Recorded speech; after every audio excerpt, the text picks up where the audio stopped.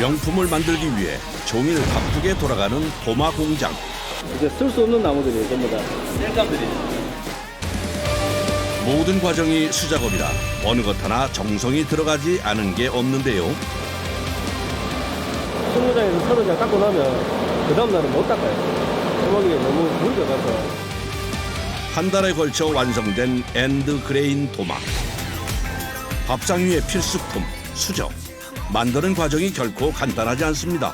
처음부터 시작하면은 기계 작업만 완성품을 만들기 위해서는 7공정이 들어가는 거예요. 7공정.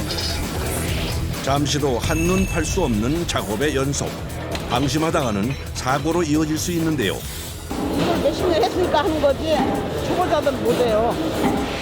완성하기 위해 엄청난 굉음을 견뎌야 하는 주방용품도 있습니다. 수제 칼인데요. 오른쪽 귀 잘 안 들려요. 왼쪽 귀밖에 안 들려요. 소음 외에 엄청난 열기도 견뎌야 하는 고된 작업. 인고의 시간 끝에 비로소 탄생되는 다마스커스 칼입니다. 한편 추위가 무색하게 1300도씨 열기와 사투를 벌이는 사람들. 배울 때 이거부터 배워가지고 뭐 직업이다 보니까 어쩔 수 없이 해야죠.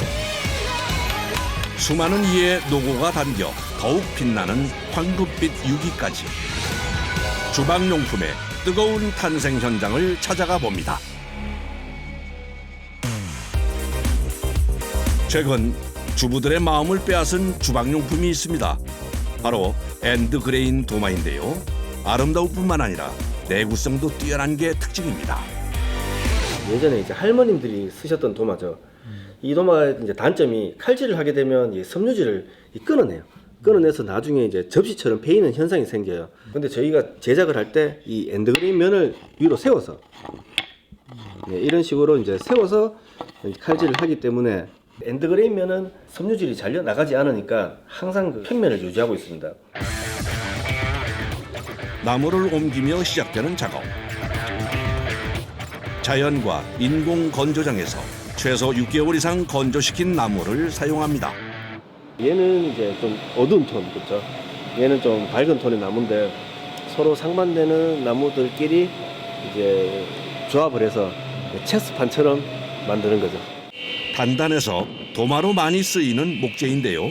먼저 3m 길이의 목재 중 도마로 사용 가능한 부분을 선별합니다. 크랙들이나 썩은 부분들 그리고 옹이 뭐 이런 부분들은 제품에 들어가서는 안 좋겠죠. 그런 부분들을 이제 다 버려내는 작업입니다. 도마 완성에서 절반 이상을 차지하는 선별 과정. 그렇기에 신중을 기합니다. 많은 양을 준비해도 선별 작업에서 대부분 탈락. 식재료가 올라가는 도마라 각별히 신경 쓰는 것인데요. 이제 쓸 수 없는 나무들이에요, 전부 다. 이것들은요? 네, 뗄감들이죠. 네. 또 다른 색. 얘가 이제 변제인데요. 얘들은 비를 맞추면 이렇게 곰팡이가 올라와요. 항균 기능이 없다는 거예요. 저희는 변제를 다 제거하고 제작을 합니다. 도마로 쓰이는 것은 항균 기능이 있다는 나무 중심부 심재. 선별된 목재는 바로 도마로 만들어지는 것이 아니라 다시 한번 선별을 거치게 됩니다. 이 과정까지 거치고 나면 원래 나무에서 제목으로 쓸 수 있는 건 이 정도뿐. 3분의 1가량은 땔감이 됩니다.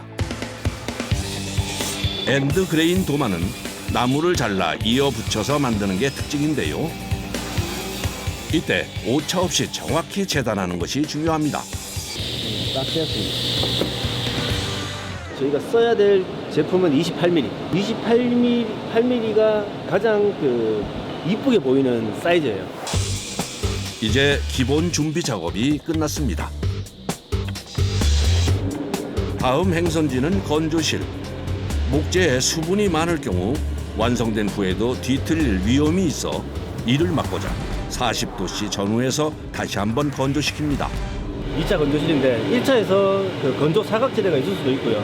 또 건조가 덜 된 애를 완전히 이제 위험 요소를 제거하는 거죠. 건조시킨 목재. 수분이 얼마나 남아 있을까요? 수분이 많이 떨어졌네요. 이렇게 수분 함유량을 5% 이하로 만드는 것이 철칙인데요. 건조가 덜 된 나무가 제품이 완성이 됐을 때 하자율이 생기잖아요. 그렇죠? 하자가 생길 수밖에 없어요. 나무는 무조건 처음부터 건조, 끝까지 건조해요. 수분을 뺀 각재는 수압 대패로 수평을 맞추고 다듬는 작업에 들어갑니다. 건조 과정을 거치다 보면 이렇게 면과 면이 딱 맞지 않을 수가 있어요. 제품에 장력이 생기겠죠. 그 점을 없애기 위해서 수평을 완전히 잡아줘요. 수평이 딱 잡히는 거예요. 보이시죠? 그러니까 틈이 전혀 없죠. 각재의 수평을 맞춘 후에는 자동 대패에 넣어 윗면을 평평하게 해주는 동시에 두께를 동일하게 맞춰줍니다. 통째 만드는 것이 아니라 잘라서 만들다 보니 과정도 많고 손이 많이 갑니다. 다음 작업은 엔드그레인 도마의 체크무늬 만들기. 각재를 다시 하나로 붙여주는데요. 미국 식약청 FDA 승인을 받은 본드예요. 뭐 식기류나 도마에 사용해도 적합하다고 인정을 받은 거라서 우리가 먹는 음식과 관련된 주방용품이기에 특히 더 신경 쓰는데요. 접착제를 바른 나무는 두 종류를 번갈아 배열해가며 붙여줍니다. 밤나무랑 블랙우드랑 조합을 9개씩 하기 때문에 이렇게 한 세트예요. 접착제로 붙인 각재 사이가 벌어지지 않게 약 3톤의 압력으로 빈틈없이 꽉 조여줍니다. 이렇게 24시간이 지나야 다음 공정에 들어갈 수 있습니다. 빈틈없이 붙었지만 수평은 맞지 않은 상태. 한번 들어가다가 이렇게 꿀렁꿀렁 해버리면 나오는 결과물도 꿀렁꿀렁 해버려요. 그래서 처음부터 끝까지 쭉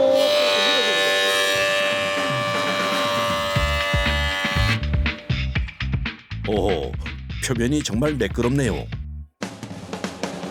수압 대패를 이용해 밑면을 평평하게 만든 것처럼 다시 자동 대패에 넣어 윗면의 수평과 두께를 맞춰줍니다. 엔드그레인 도마 하나가 만들어지기까지 반복되는 작업. 나무 특성상 딱 어떤 그 기성품처럼 나오는 게 아니고요. 두께가 너무 들쑥날쑥하고 그리고 또 건조 과정에서 휘기도 하고 또 틀리기도 하고 그렇죠. 그런 나무를 바로 잡아야 제품을 만들 수가 있잖아요. 네, 그래서 대패 과정이 굉장히 많아요. 수많은 손길을 거치자 이제 제법 도마티가 나는데요.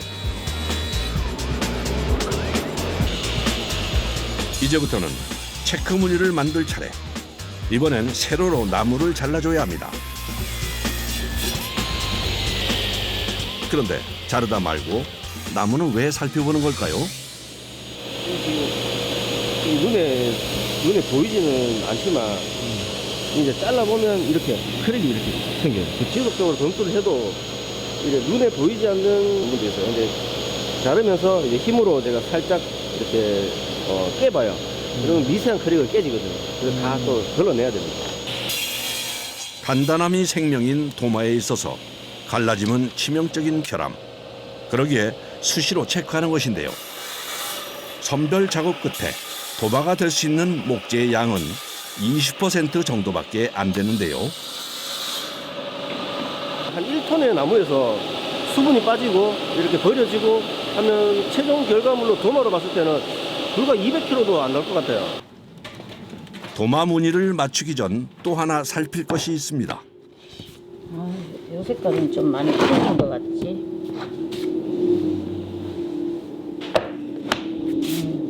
요거랑 색깔이 잘 맞네. 이 나무마다 색깔이 다 틀리니까요. 최대한 비슷한 색으로 맞춰서 이제 조립을 하려고 색깔 고르는 중이죠. 두 가지 나무 색을 조화롭게 맞춘 뒤 나무면의 위치를 한번 바꿔줍니다. 다시 한번 인체에 무해한 접착제를 바른 후 나이테 면을 위로 돌려놓으면 체스판 무늬가 완성되는데요. 나이테는 도마를 아름답게 만드는 것 이상의 역할을 한다는군요.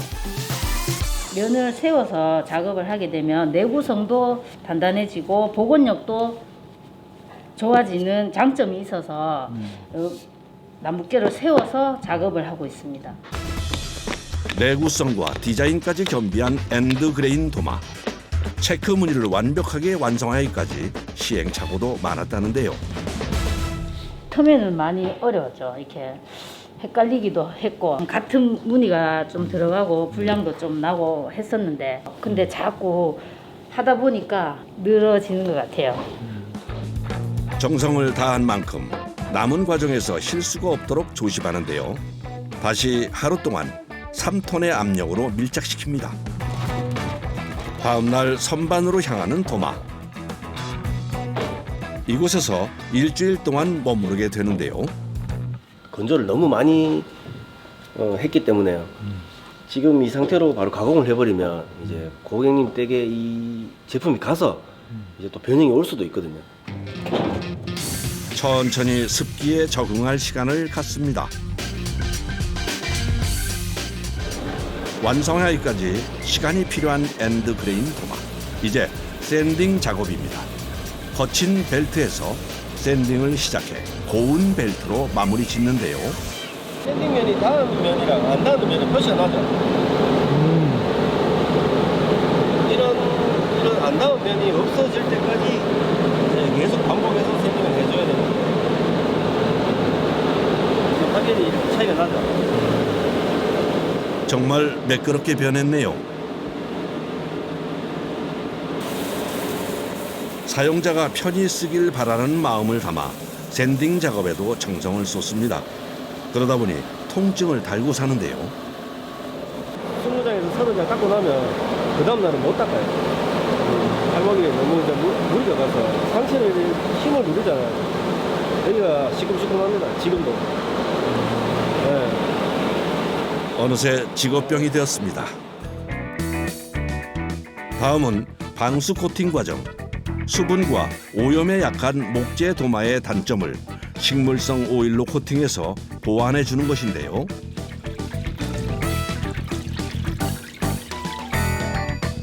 코팅 작업이 끝나자 또 뭔가를 가져오는데 이 검은 액체는 뭐죠?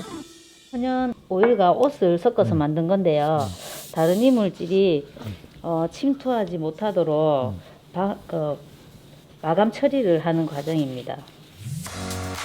오일과 옷을 섞어 바른 도마는 코팅 효과가 더 높아지는 한편 목재 색깔도 살아나 아름다워지는데요. 한 달의 제작 시간을 거쳐 마침내 완성된 엔드그레인 도마. 보기만 좋은 게 아니라 도마로서 완성도도 뛰어납니다.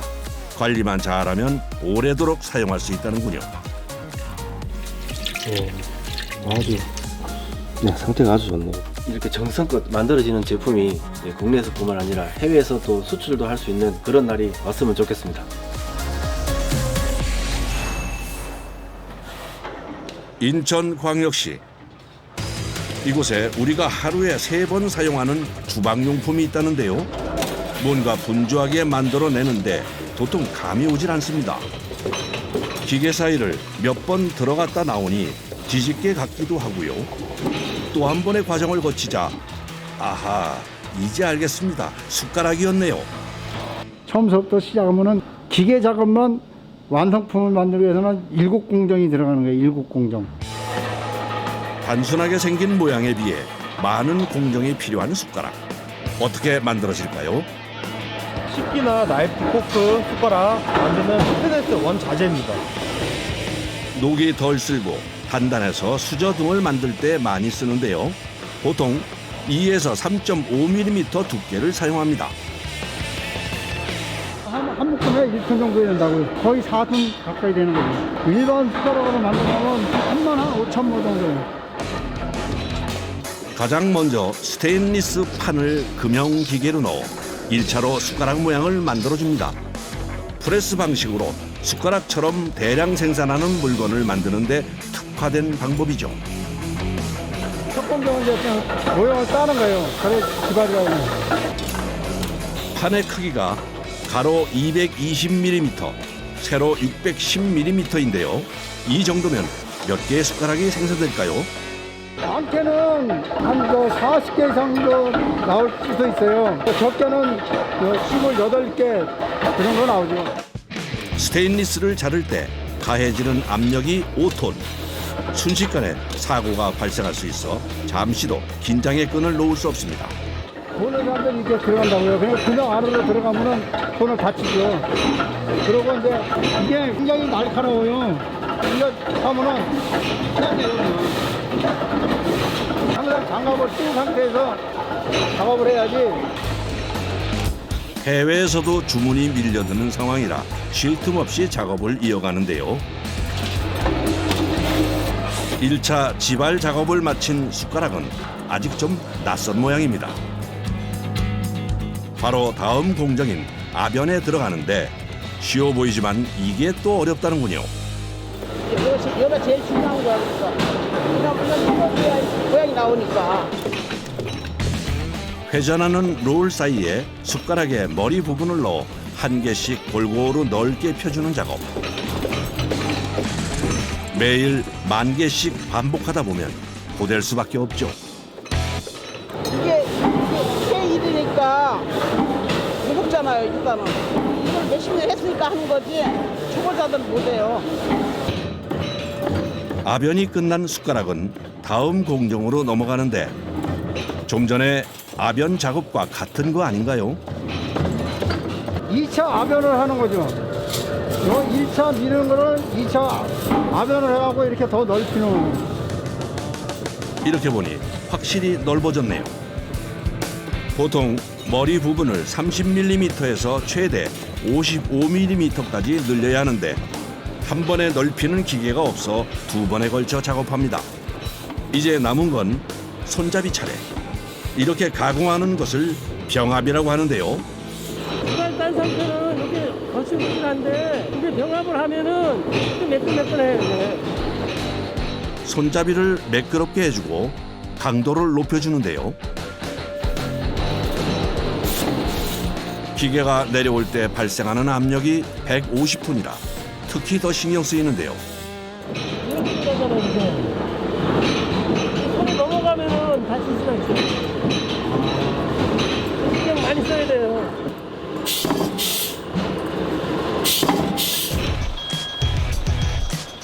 한창 바쁜 와중에 도착한 트럭 한 대. 숟가락 머리를 동그랗게 자르는 반절 작업은 이곳에서 할 수 없어 전문 업체에 맡긴 것인데요. 반절 작업을 거치니 이제 숟가락다워졌죠. 바로 이어지는 다음 공정. 시끄럽게 돌아가는 기계에 숟가락을 왕창 쏟아 넣는데 이건 대체 무슨 과정인가요? 진동 발열이라고 해갖고 이 돌이 이 진동을 해갖고 이게 돌아가면서 이 연마제 묻은 거 털어내는 거예요. 여기 묻은 거를 이걸 털어내는 거예요. 진동 속에서 돌과 함께 움직이면서 연마제를 비롯해 때까지 제거된 숟가락. 여러 과정을 거쳤지만 아직도 숟가락이라 하기엔 너무나 납작한 모양. 우리가 아는 숟가락을 만들기 위해 필요한 게 움푹 눌러주는 호기 작업인데요.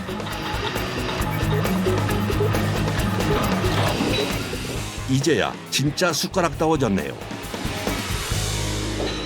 육안으로 보면은 여기가 요 부분이가 매끈해야 돼요. 그리고 여기 안에가 찍히는 게 없대요. 여기가 매끈해야 돼요. 생김새를 갖췄다고 끝이 아닙니다. 이번엔 숟가락에 광을 내주는 연마 작업에 들어가는데요. 지금까지와 다르게 여러 개를 한 번에 집게로 고정시켜 빠르게 이루어집니다. 그런데 자세히 보니 기계마다 숟가락 연마하는 부분이 조금씩 다른데요. 요 부위를 작업을 하는 거고 반 정도만 이걸로 작업을 한다고 이거죠.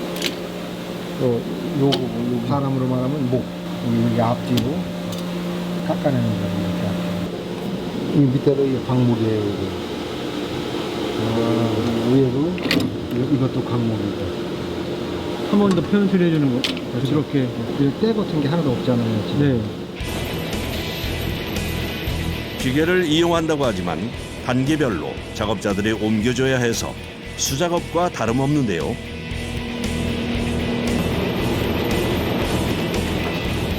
공장에서 뚝딱 만들어질 것 같은 숟가락.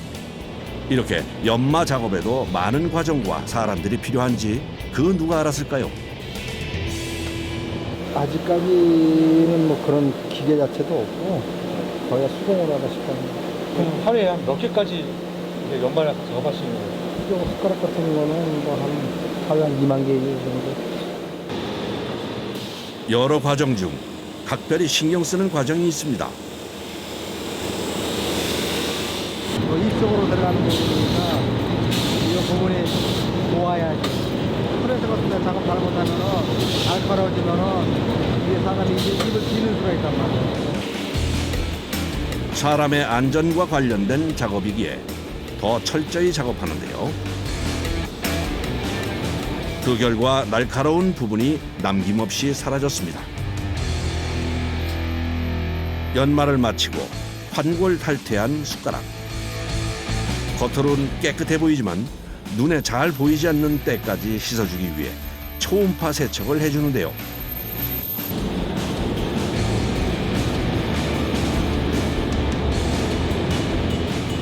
이제 최종 관문인 검수 작업만 남았습니다. 매의 눈으로 불량품을 골라내는데요. 방이 나야잖아요.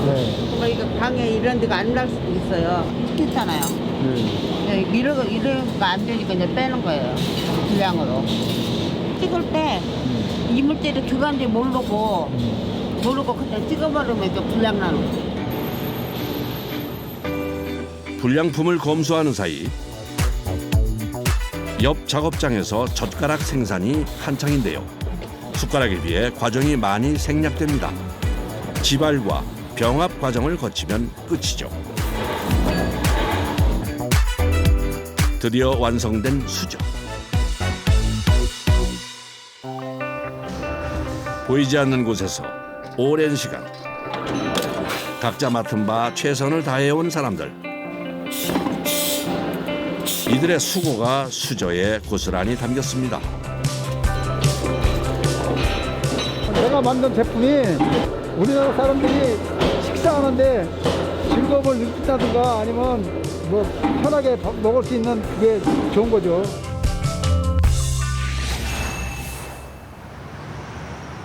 또 다른 주방용품을 찾아간 곳은 경상남도 함안군. 뭔가 두들기는 소리를 따라 들어가 보니 쇠를 다루는 대장간입니다. 쉴 새 없이 계속되는 소리가 칼을 만드는 소리였군요. 수제 칼도 만들고 다마스커스 접시 칼도 만들고요. 요리하시는 분이 하나 갖는 게 소망일 만큼 고가 칼만 만드는 거예요. 다마스커스 칼은 강도와 탄성이 높은 칼로 특유의 화려한 물결 무늬가 특징인데요. 단단함을 자랑하지만 제작이 까다로워 숙련된 기술자만 만들 수 있습니다. 접채칼, 다마스커스 그거 만들기 위해서 이제 강한 쇠, 물른 쇠 조합하는 거예요. 이렇게 성질이 다른 쇠를 이용해 만드는 이유가 있다는데요. 강한 거가 너무 칼로 전체가 되면 쉽게 부러지고요. 고강도를 쓰기 위해서는 물른 게 이제 받쳐져야 돼요. 1600, 1700도까지 고열을 올려야 돼요. 철 표면이 녹아야 이제 붙잖아요. 표면 녹을 때까지 달궈야 돼요. 한창 달궈지는 쇠를 갑자기 꺼내더니 그 위에 흰색 가루를 뿌리는데 소금 같기도 하고 대체 이것의 정체가 뭔가요? 봉사라고 이제 산화 방지 역할을 하는 거예요. 쇠가 고열에 들어가면 타버려요. 타는 걸 방지하기 위해서 이제 봉사를 입혀주는 거예요. 이제 이물질을 없애주고 타는 거를 방지해줘야 쇠와 쇠끼리 접지가 잘 돼요.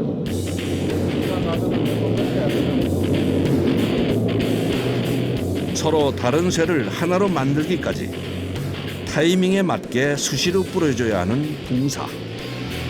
그러기 위해선 불의 변화를 세심하게 읽을 줄 알아야 합니다.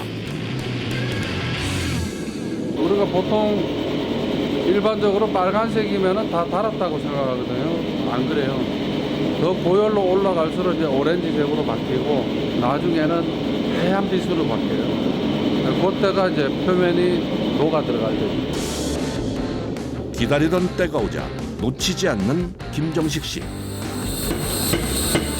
바로 쇠를 꺼내 망치질을 하는데요.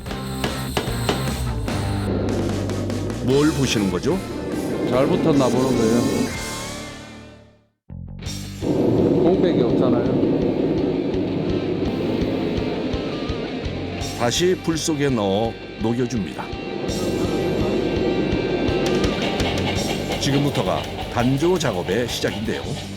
첫 번째 망치가 녹은 쇠를 다져주는 역할이라면 두 번째 망치는 쇠를 늘려주는 역할입니다. 이 과정을 통해 하나의 쇠로 만드는 것이죠. 웬만한 힘 갖고는 빨리 늘어나질 않아요. 그러니까 달구어져 있을 때 센 파워 가지고 빨리 늘려내야 돼요. 그리고 계속되는 반복 작업. 쇠 상태에 맞춰 망치질의 속도와 강약도 조절합니다. 안까지 완전히 녹은 쇠는 떨어지지 않게 반으로 접은 후 사이가 잘 붙게 다시 붕사를 뿌려주는데요. 이렇게 힘든 작업을 고집하는 이유가 뭘까요? 쇠와 쇠 사이에 이게 표면이 녹았잖아요. 녹은 상태에서 그냥 접지만 이렇게 되면은 접지가 약해요. 공기 기포가 없게 두드리면서 붙여 나가면서 센 불을 다 빼내는 거죠. 빼내면서 이제 완전한 접지를 시키는 거죠. 서로 다른 성질의 쇠가 완전히 하나가 되기까지 이 작업은 계속되는데요. 좋은 칼일수록 쉽게 얻어지지 않는 법이죠. 400에서 500겹 정도 접는 게 문양도 이쁘고 적합하더라고요. 그 이하로 하게 되면은 아무래도 조질 바뀐 게 조금 떨어지고 또 문양이 많이 거칠게 나오고요. 그리고 이제 너무 많이 접으면은 또 탄소가 도망을 많이 가갖고 칼이 약해져요. 보통의 인내심으로는 할 수 없는 일.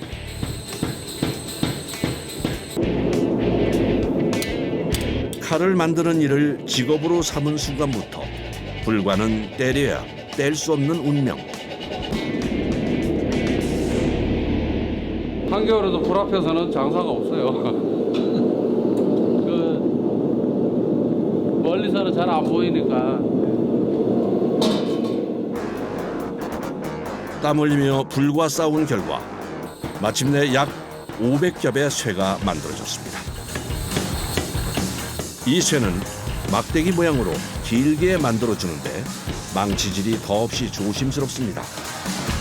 붙인 부위가 완전한 접지되기 전까지는 약해요. 그래서 이제 두드릴 때도 세게 못 두드리고 이제 어느 정도 봐가면서 두드려야 돼요. 막대기 모양으로 불에 달궈준 후 재빨리 빼서 다음 작업에 들어가는데요. 단단히 고정시킨 쇠의 윗부분을 잡아서 한 방향으로 돌리기 시작합니다. 점점 꽈배기처럼 꼬이기 시작하는 쇠. 전체적으로 균일하게 꼬아주는 것이 중요한데요. 덜 쪼였네. 위에. 네? 위에 딱 아구를 막혀줘야 벌어지질 않아. 속까지 달궈진 쇠라고 하지만 성인 남자 2명이 힘을 써도 벅찬 작업입니다. 됐다. 꽁에서 종이처럼 얇게 돼가지고 층층이 바뀌어버렸죠, 그죠? 이 통째 두드려서 날을 만들어도 강한 쇠가 이제 연결되기 때문에 칼날이 유지가 될 수가 있는 거죠.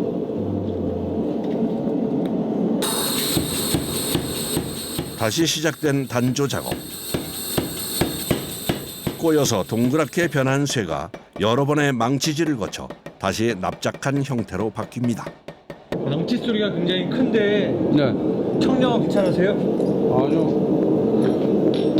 오른쪽 귀 잘 안 들려요. 왼쪽 귀밖에 안 들려요. 한쪽 귀에 청력을 잃으면서까지 놓을 수 없는 다마스쿠스 칼 만들기. 그러는 사이 일정한 두께로 납작하게 박힌 쇠.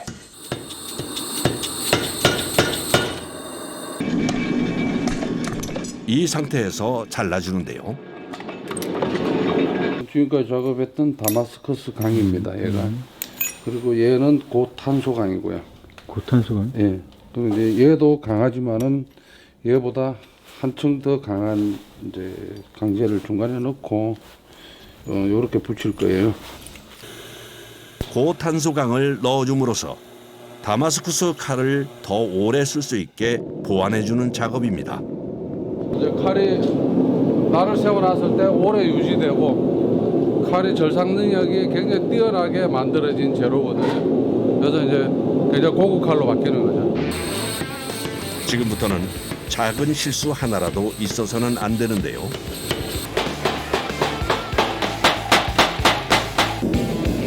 그야말로 초집중 상태, 모든 신경을 칼에 쏟습니다. 점점 모양을 갖춰가는 다마스쿠스 칼. 수십 년을 만들다 보니 이제는 칼 표면만 봐도 완성도를 알 수 있을 정도인데요. 하도 이제 오래 하다 보니까 내부를 보면은 대충 이제 어느 정도는 알아요. 뜬 자리라든가 덜 붙은 자리는 표시가 납니다.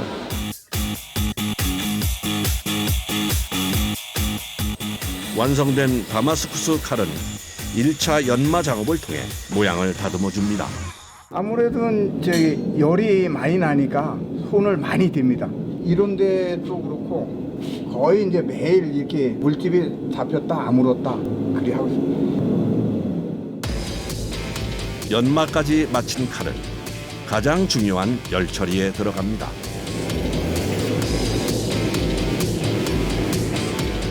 칼에 생명을 불어넣어주는 작업으로 이 과정을 거쳐야 단단해져서 칼로서 쓰일 수 있게 되는데요.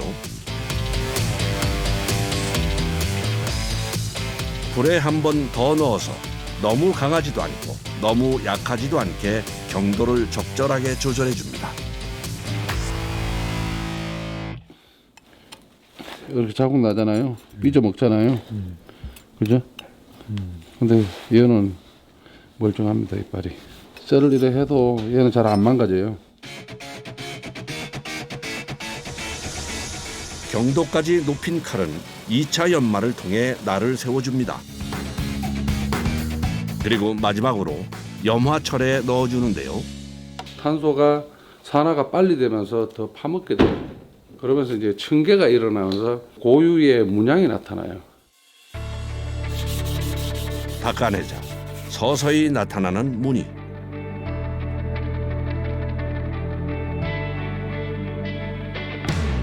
집념과 인내로 만들어낸 다마스쿠스 칼. 얇은 종이는 물론 캔까지 단번에 잘라버리는데요. 하나 만들고 마음에 딱 들면은 뿌듯하죠. 그래서 오늘 또 한 작품 했구나 하고 아 이제 이 칼은 의뢰하신 분한테 가도 되겠구나 하고 이제 마음을 놓게 되는 거죠.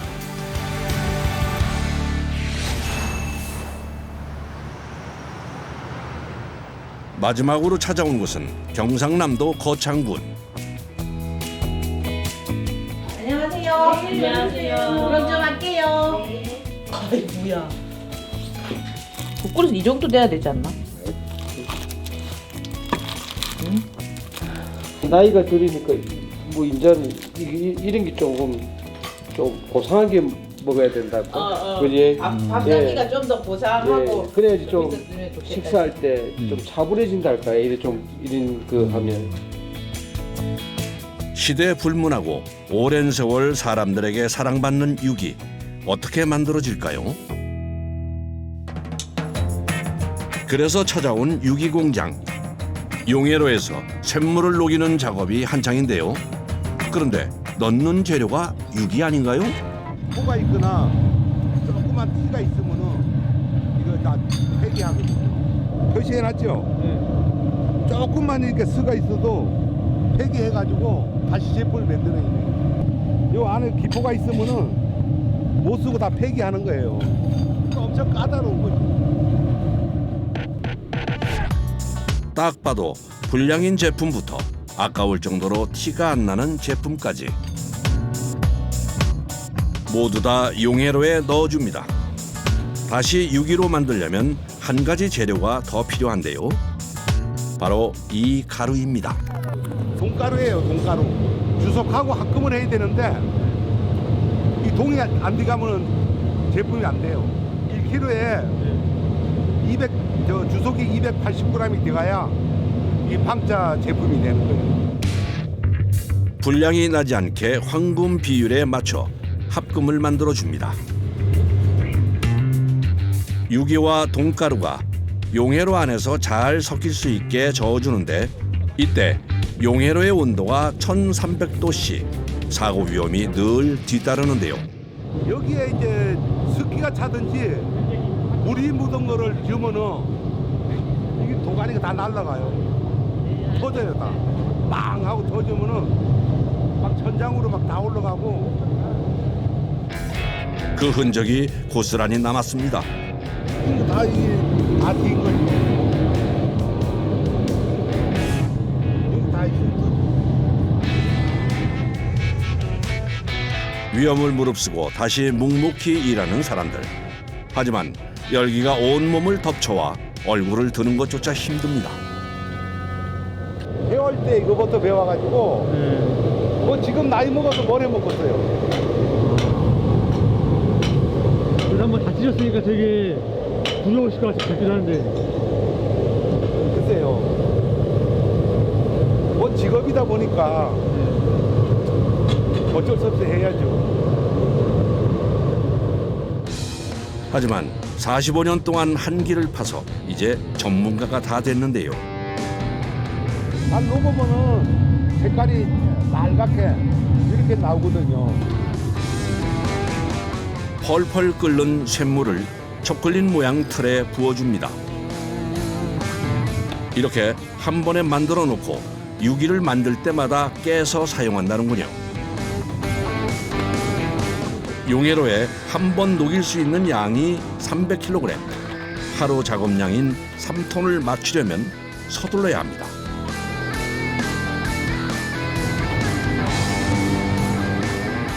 열기 외에도 작업자들을 힘들게 하는 것이 또 있습니다. 그냥 들기도 무거운데 쇳물이 굳기 전 옮겨야 하기 때문입니다. 바가지 무게만 해도 한 10kg 나갈 건데 쇳물 품으면 보편적으로 한 20kg에 30kg 나갈 거예요.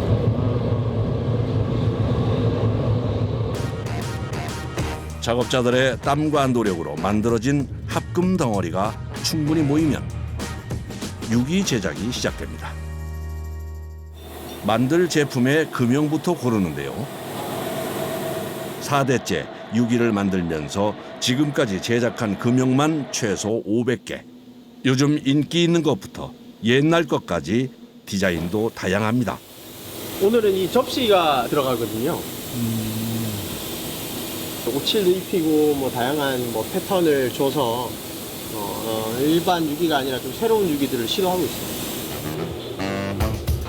유기를 만들기 위해선 먼저 거푸집을 만들어야 합니다.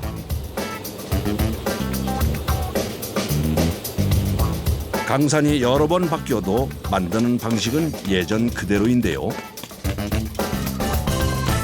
민물이랑 바닷물이 만나는 지역에 평소 이제 태적포이거든요. 그 태적포가 이제 그 갯벌 흙 같은 거죠. 엄청 미세하고 고운 흙이라고 보시면 됩니다. 다 채운 흙은 빈틈없이 다져서 흙 속 공기를 빼주는데요. 거푸집을 잘 만들어야 유기가 잘 나오기 때문에 그릇에 따라 세심하게 작업합니다. 무늬 있는 제품 같은 경우에는 이 표면 무늬가 상하지 않게끔 흙이 달라붙는지 안 달라붙는지 이제 그런 부분들도 이제 봐야지 되는 영역이고요. 침착하게 금형을 뺀 작업자. 애써 만든 거푸집이 망가지기 전에 서둘러 밑에 불을 붙여줍니다.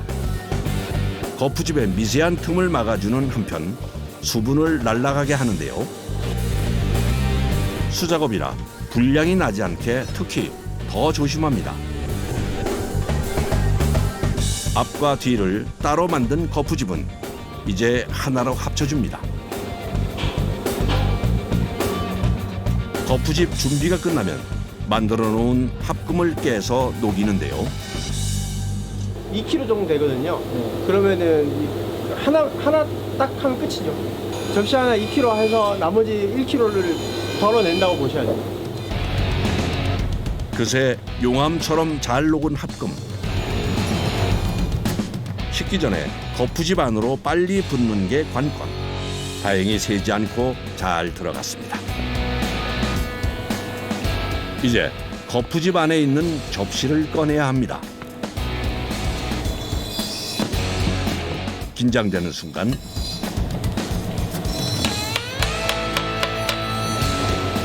말없이 한참을 바라보는데요.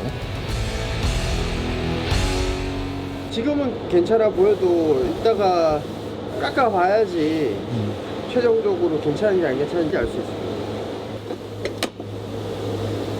주물 방식으로 만들다 보니 겉은 멀쩡해도 속 안에 문제가 생기는 경우가 있기 때문인데요. 유기는 이제 열을 한번 이렇게 열 처리를 해줘야지 안 깨지고 단단한 성질을 가지거든요. 700도씨 가까이 열을 가한 접시는 꺼낸 즉시 바로 물에 넣어 급속 냉각합니다.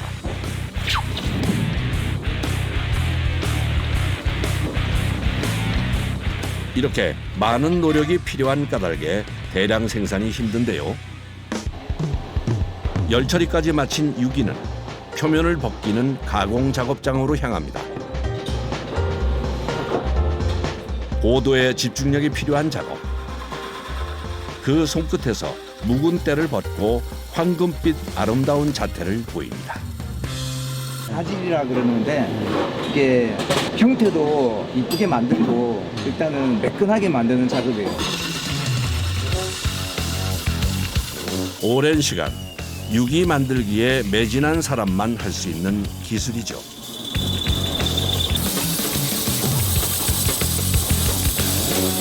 힘을 주고 일을 하다 보면 이게 한 번씩 빠질 때가 있어요, 물건이. 그러면 이게 튀어나오거든요. 그래서 다칠 수가 있어요. 그는 게 제일 위험한 부분. 이 작업을 사시사철 23년째 계속 해오고 있는데요.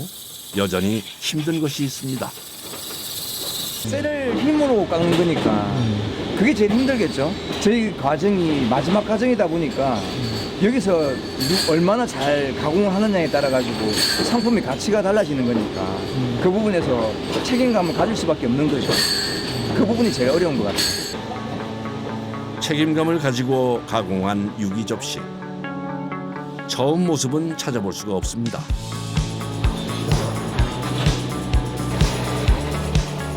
이어서 세밀한 연마 작업으로 접시 앞쪽에 황금빛도 찾아주는데요.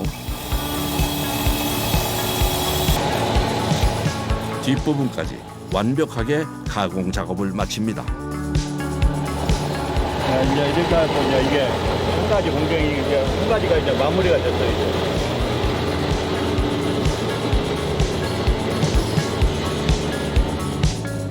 전통과 현대 디자인이 만나 탄생된 유기 접시. 소비자의 마음을 사로잡기 위해 전통 유기에 색을 더한 것인데요. 그 온나무 수액으로 만든 이제 염료이거든요. 주석이라고 하는 빨간 돌가루 그런 것들이 이제 혼입돼 있는 그런 염료라고 보시면 될 것 같고요. 전통 방식은 그대로 지키되 트렌드를 입혀 새로운 시장 개척까지 나서는 중입니다. 보람이라면 그래도 전통공예인데 내가 만든 걸 어떤 분이 소중하게 아끼면서 사용하고 있다는 거, 그런 자부심 아닐까요? 뭐 다른 건 없는 것 같아요.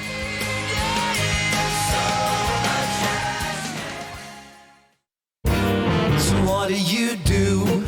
Oh yeah, I wait tables too. No, I haven't heard your band, cause you guys are pretty new. But if you dig on vegan food, well, come over to my work. I'll have them cooking something that you really love. Cause I like you, yeah, I like you. And I'm feeling so